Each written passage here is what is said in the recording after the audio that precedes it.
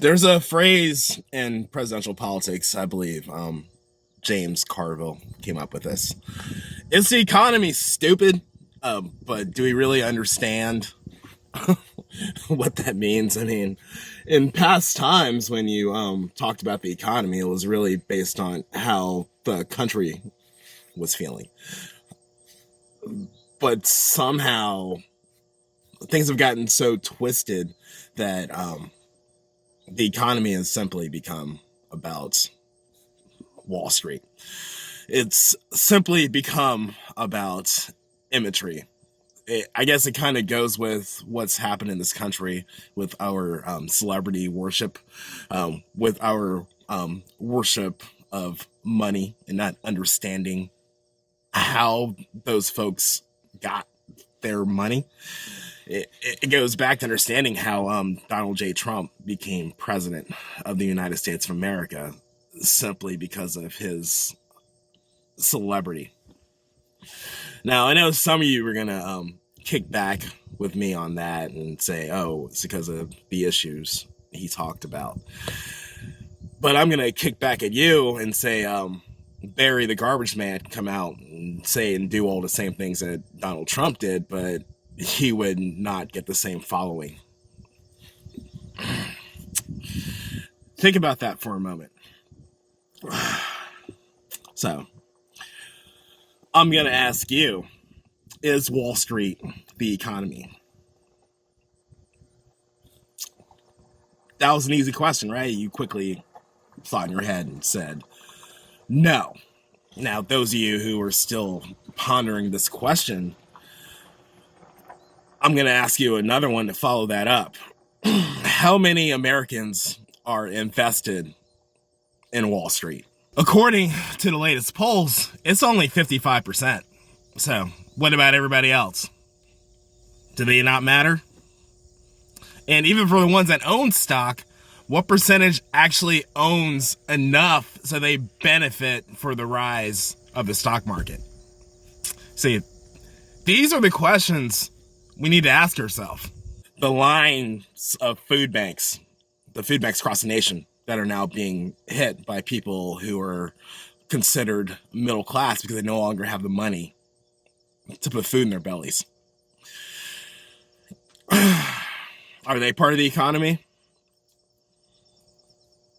So we need to think a little harder before we run around and celebrate things that go against our own interests. Because when we sit there and believe that Wall Street's the economy, we're simply telling the government that, oh, I don't care what you do. Whatever you do doesn't affect my life. Look back at the past 4 years and try to rationalize that the actions of Congress don't affect your life. Now, 2008 wasn't that long ago. Now, I remember that election. We were in the middle of a recession.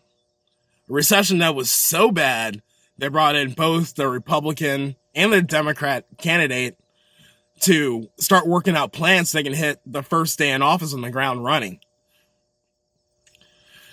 Now, if we're in that situation now, imagine how chaotic that would be. But guess what? It's coming, and it's going to be here as soon as whoever wins this election gets inaugurated. That's some crazy facts.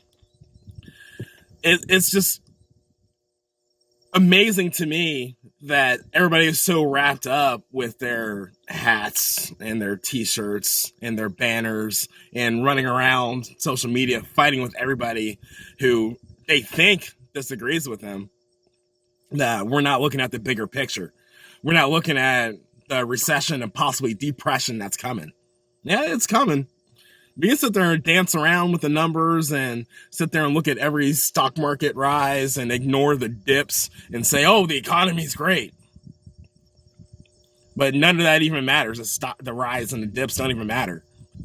Look around. Look at how many people are unemployed because of a pandemic. And look how our government responded to it. Yeah, we got the big fat checks earlier and we got the unemployment insurance, but what about now? So all these people are going to suffer through Christmas, through January, and we can possibly have some relief in February. How many businesses are going to survive? How many people are going to survive without assistance? Now, we can sit there and run around with our libertarian models and say, oh, government spends too much money. Yeah, we do. Yeah, look at the deficit. But did we care about the deficit when we cut taxes and didn't have anything to supplement the money? No, we didn't care.